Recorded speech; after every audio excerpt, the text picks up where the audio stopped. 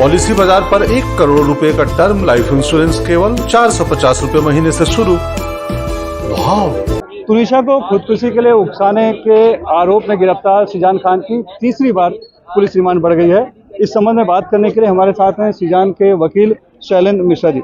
Sir, अमूमन 306 का जो केस है उसमें तीसरी बार मोस्टली रिमांड मिलती नहीं, लेकिन इसमें तीसरी बार रिमांड मिल गई जो नए खुलासे परिवार की तरफ से उसके आधार पर, क्या कहेंगे आप? ये मीडिया ट्रायल वाला एक मैटर है जहाँ पे किसी को भी अपने ऊपर कोई रिस्क लेना नहीं है। एक दिन का रिमांड बढ़ने का भी रीज़न है, उसकी मां ने आज 11 बजे एक प्रेस कॉन्फ्रेंस लिया जहाँ पे थप्पड़ मारने की बात कही है। सिर्फ उतनी आरोप को जांच करने के लिए कस्टडी एक्सटेंड हुई है, सिर्फ एक दिन की हुई है।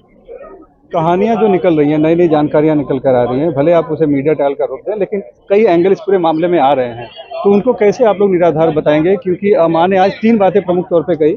एक तो ये कि ये हो सकता है कि हत्या भी हो, वो खुदकुशी तक सीमित नहीं है, क्योंकि अंदर दरवाजा बंद था और सीजान भी गया था शव को उतारने के लिए जब वो लटक रही थी।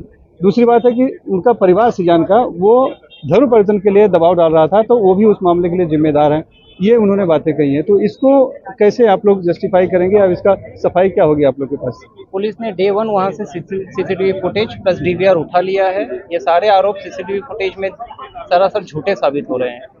किसी तरह का ना तो कोई धर्म परिवर्तन का यहाँ पे केस बनता है, ना तो किसी तरह का एबेटमेंट टू कमिट सुसाइड का केस बनता है। जहाँ तक सीजान का रोल है, इसके खिलाफ आज अभी इस वक्त तक एक साक्ष्य, एक सबूत नहीं है।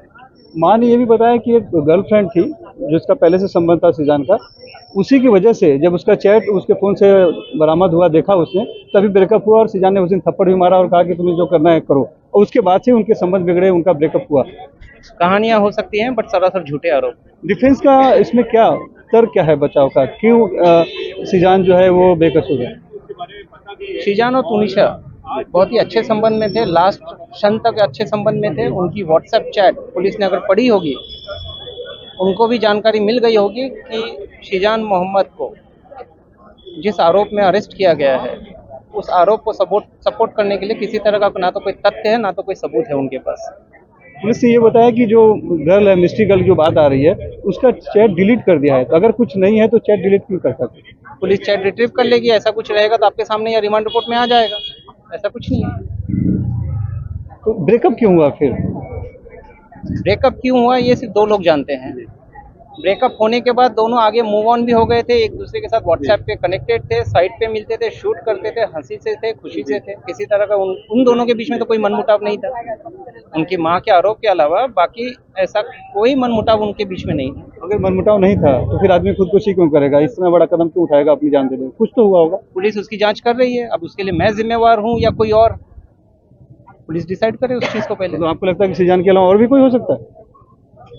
निकलेगा कुछ ना कुछ जरूर।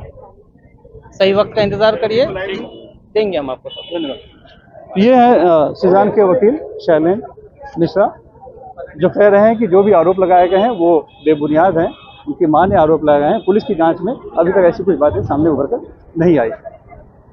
वसई से cameraman Ashok Mahadik, Sunil Singh, NDTV India.